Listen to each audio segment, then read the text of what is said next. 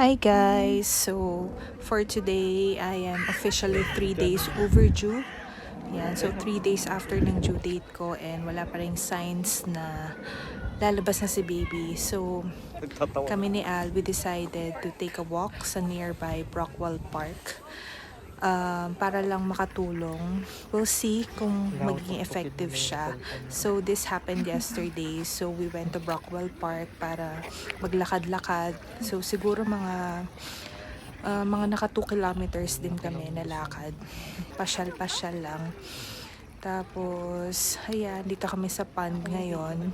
Ang ganda ng Brockwell Park kasi may pond, may walled garden, may basketball court, may tennis court, and good siya talaga for families and for the dogs as well because it's also a dog park.